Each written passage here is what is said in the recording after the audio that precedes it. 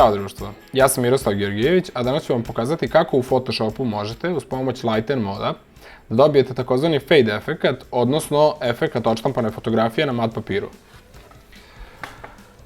Izabrao sam fotografiju od mojih dragih prijatelja Siniše i Jane, koje smo napravili na Fruškoj gori. Sviđa mi se kako svetlo dolazi na njih od nazad i savjetujem svima da ovaj efekat koriste na kontrastnim fotografijama, na fotografijama gdje ima dosta tamnih tonova na koje će upravo uticati ovaj efekat. Ajde da počnemo. Preko same fotografije napravimo novi sloj, prebacimo ga u Lighten mod. Ovaj mod je dosta dobar za ovaj efekat zato što tamne tonove čini onakvim kakvom ga bojama ofarbamo. Evo sad ćete to vidjeti. Iz palete boja izaberemo ili tamno sivu ili neku od tamnih pastelnih boja koje se nalaze u ovom delu. Ja ću izabrati za početak ovu brown, kliknemo OK.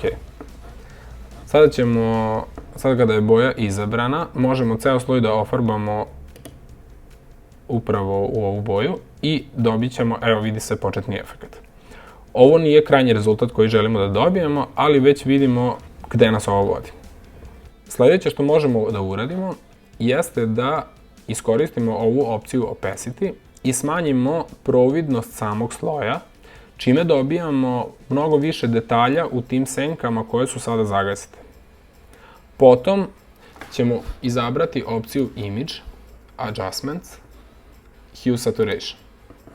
Ovdje ćemo moći da kontrolišemo ovaj sloj, znači preko opcije Hue da izaberemo tačnu boju koju želimo da obrađujemo.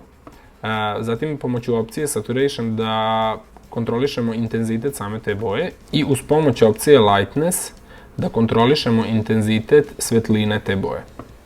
Evo možete sada vidjeti kada pomeram ovaj slider na opciji Hue, vidite kako senke menjaju boje. Tu izaberete boju koja vam se najviše sviđa za ovaj efekat. A potom ovdje uz pomoć opcije Saturation možete da menjate intenzitet same boje. Znači, da li će ona biti više zagasita ili intenzivnija, to je sad isto stvar ukusa. Ja otprilike volim da bude malo zagasitije, jer samim tim dobijamo i neki retro look, koji inače volim da postižem na određenim fotografijama.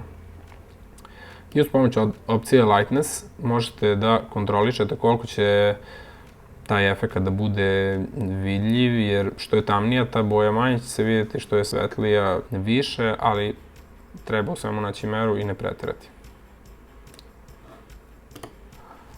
Ovo je neki izgled kakav ja volim da postignem na fotografiji i evo sada kad isključimo taj sloj možemo vidjeti kakva je fotografija bila na samom početku i kada uključimo kakva je sada. Ovo je bio način na koji ja postižem takozvani fade efekat. Ukoliko imate bilo kakva pitanja, slobodno postavite u komentarima, a uskoro vas očekuju novi video snimci.